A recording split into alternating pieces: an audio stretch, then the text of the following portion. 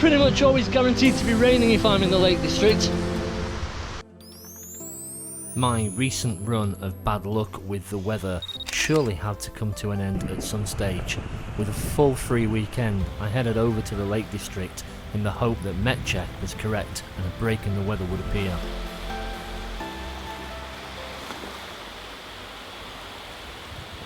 At 9 miles long, Ullswater is the second largest lake in the Lake District. It's around 3/4 of a mile wide, and we're at the top end here near Pooley Bridge, and you've got this classic view looking down the lake. It's a really well photographed location, and it's one of my favourite spots. Looking over here is probably the most photographed boathouse in the UK. Sitting at the top of the lake here, it's a really popular spot for a lot of photographers, and it's been photographed so many times.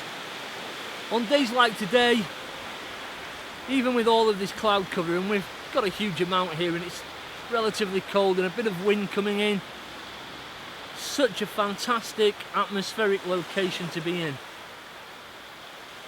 Taken a few shots, and albeit they're not the best shots that I've ever taken here, but certainly worthwhile.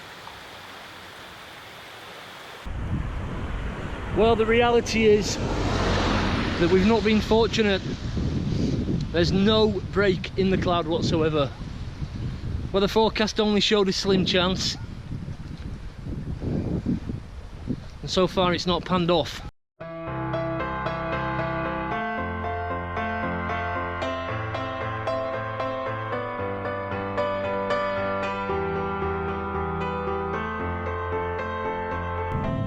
Unfortunately, that image proved to be the best of a bad bunch. With weather conditions worsening, we decided to jump in the car and drive over Kirkstone Pass towards Bowness and Windermere. As we rose up Kirkstone Pass, the mist descended quite quickly.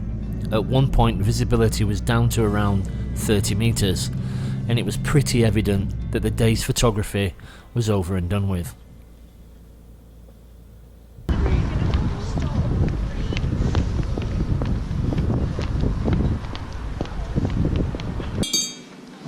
Well, we've not managed to really get any more photos other than the first ones that we took at Ullswater and the boathouse. So we've come to a Thai restaurant.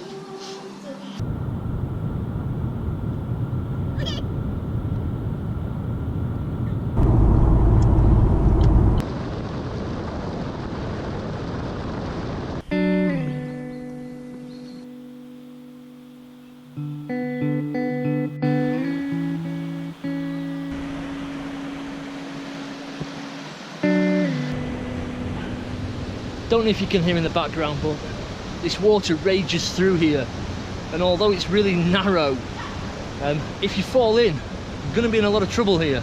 There's a lot of rocks to get bounced about on, so if you do come down here, better be careful.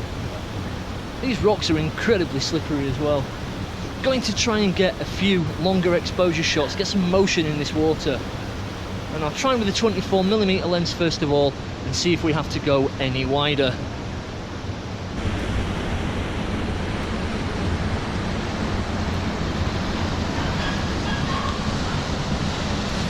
Despite being mesmerisingly beautiful, this section of the River Wharfe has a reputation as being one of the most dangerous stretches of water in the world, with reputedly nobody who has fallen in here having made it out alive.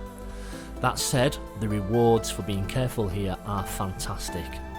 You don't need to employ ultra-low shutter speeds.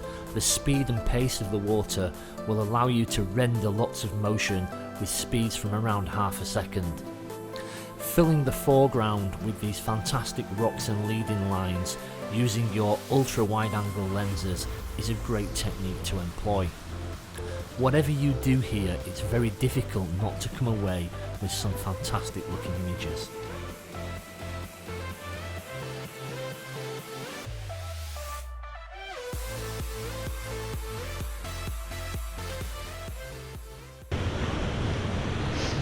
This is not the most comfortable position that I've ever been in, but these rocks are like glass. and I'm right on the edge, so just being careful and crawling around. Just going to swap this 24mm lens out for the wider angle and try and fill the frame with a little bit more of this foreground, and then I'm going to try a portrait orientated shot as well, and hopefully we'll get something decent from there.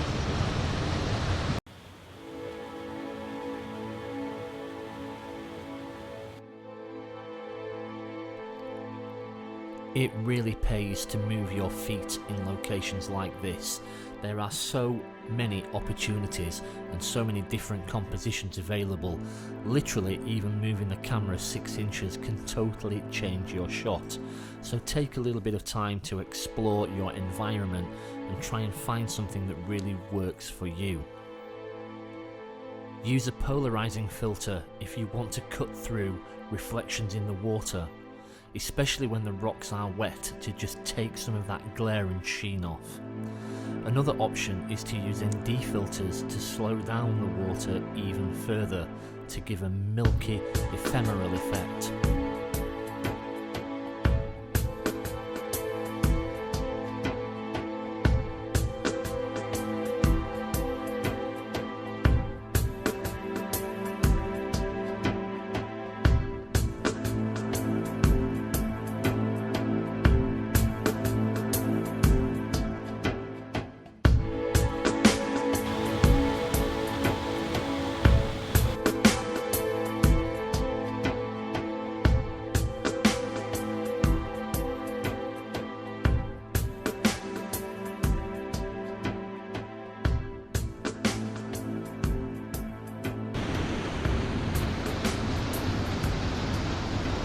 Well, that's probably me done here. It's not far off last light really. We've probably got about half an hour before it goes dark. There's been no sunset, still total blanket cloud. That's 2 days that we've had this, and pretty much why I decided to come here. Bad weather is always workable to some extent depending on the location, and you have to choose where you go quite wisely.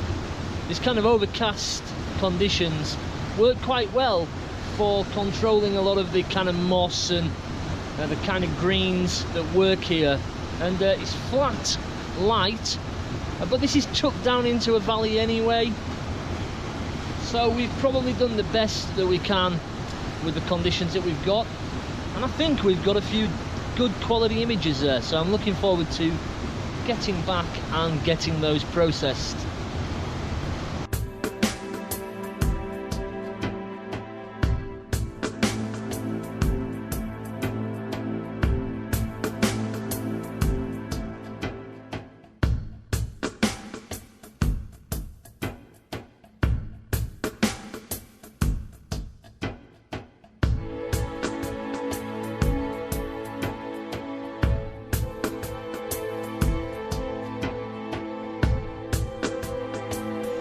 Snake, what are you up to?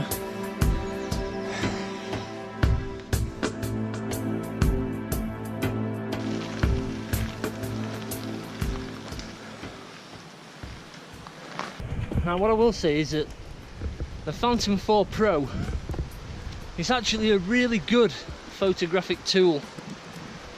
That said, if you can see and hear my breathing, by the time I've got a digital SLR, lenses, tripod, a Phantom 4 Pro, spare batteries, controller, and everything else that goes with it, it becomes hard work transporting it. So come on DJI, get your finger out and get that camera put on a Mavic.